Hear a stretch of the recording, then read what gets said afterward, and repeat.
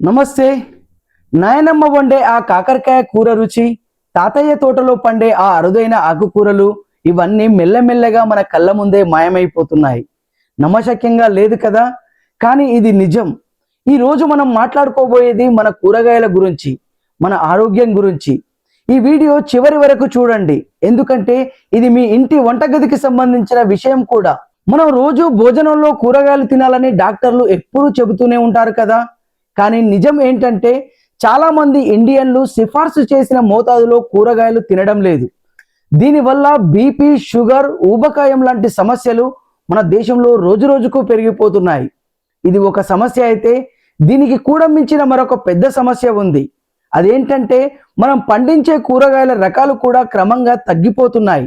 అంటే మనం కేవలం కూరగాయలు తినడమే కాదు, ఎక్కువ రకాల కూరగాయలు కూడా తినాలని నిపుణులు హెచ్చరిస్తున్నారు. ఇప్పుడు ఒక్కసారి ఆలోచించండి, మన ఇండియాలో ఒకప్పుడు వందలాది రకాల వంకాయలు, వందలాది రకాల వరి, ఎన్నో రకరకాల అరుదైన కూరగాయలు ఉండేవి. మన తాత ముత్తాతల కాలంలో ప్రతి ఊరికి, ప్రతి ప్రాంతానికి దాని సొంత దేశవాళీ కూరగాయలు ఉండేవి. కానీ ఇప్పుడు మార్కెట్కి వెళ్తే ఏముంటుంది? టమాటా, ఉల్లిపాయ, బంగాళదుంప, బెండకాయ, ఇలా వేళ్ల మీద లెక్క పెట్టగలిగే కొన్ని రకాలే కనిపిస్తాయి.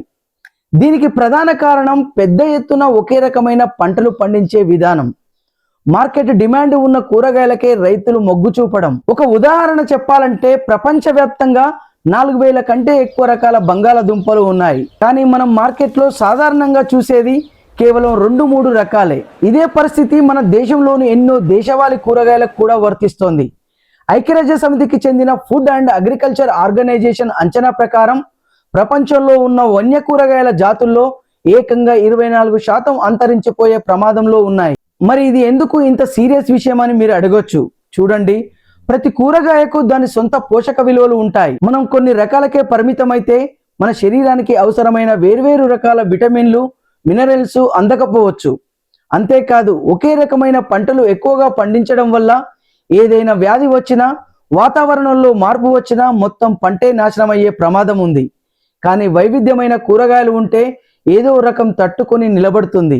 అంటే కేవలం రుచి విషయమే కాదు, మన ఆహార భద్రతకు సంబంధించిన విషయం కూడా. ఇప్పుడు ప్రపంచంలోని కొన్ని ప్రాంతాల్లో స్థానిక వాతావరణానికి బాగా అలవాటు పడిన, పోషకాలు నిండుగా ఉన్న కూరగాయలు ఇంకా బతికే ఉన్నాయి. కానీ వాటిని ఎవరూ పట్టించుకోవడం లేదు.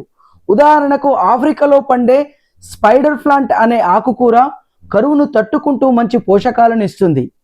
పసిఫిక్ దీవుల్లో పండే స్లిప్పరీ క్యాబేజీ చిన్నపిల్లల్లో పోషకాహార లోపాన్ని తగ్గించడంలో సహాయపడుతుంది. మనకు బాగా తెలిసిన కాకరకాయ కూడా ఆసియా, కరేబియన్ ప్రాంతాల్లో ఎంతో విలువైనదిగా భావిస్తారు. ఇక కరువును, ఎండను తట్టుకునే గుమ్మడికాయలో బీటా కెరోటిన్ పుష్కలంగా ఉంటుంది. ఇది కంటి ఆరోగ్యానికి ఎంతో మేలు చేస్తుంది. మన ఇండియాలో కూడా ఇలాంటివి చాలానే ఉన్నాయి. కొన్ని గ్రామాల్లో ఇప్పటికీ పండించే దేశవాళీ వంకాయలు, అరుదైన ఆకుకూరలు, గోంగూర లాంటి పోషకాలు నిండిన కూరగాయలు ఇందుకు మంచి ఉదాహరణలు. మరి దీనికి పరిష్కారం ఏంటి? చాలా సింపుల్. మనం రైతు బజార్లకు, స్థానిక చిన్న దుకాణాలకు ఎక్కువగా వెళ్ళడం మొదలు పెట్టాలి.